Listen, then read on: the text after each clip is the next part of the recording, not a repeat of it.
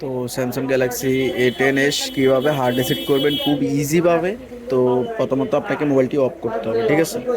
তো অফ করে যে ভলিউম আপ বাটন আর পাওয়ার বাটন একসাথে ক্লিক করবেন, ঠিক আছে। তো আমি এই যে একসাথে ক্লিক করছি। যখনই একটা লোগো আসবে তখনই কি করবেন, আপনি এই যে পাওয়ার বাটনটা ছেড়ে দেবেন, ঠিক আছে। পাওয়ার বাটন ছেড়ে ভলিউম আপ বাটনটা টিপে ধরে রাখবেন। আপনার সামনে এরকম রিকভারি মোড চলে আসবে, ঠিক আছে, অ্যান্ড্রয়েড রিকভারি।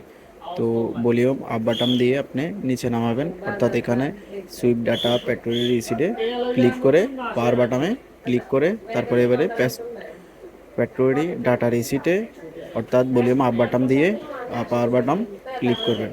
তো এখানে পুরোপুরি প্লাস হয়ে যাবে, ঠিক আছে। তো প্লাস হলে কি করবেন, এটা রিবোট সিস্টেম নাও ক্লিক করবেন, অর্থাৎ পাওয়ার বাটনে ক্লিক করবেন। তো মোবাইলটি আমার প্লাস হয়ে গেছে। তো এরকম সুন্দর সুন্দর ভিডিও পেতে অবশ্যই চ্যানেলটি সাবস্ক্রাইব করে পাশে থাকবেন।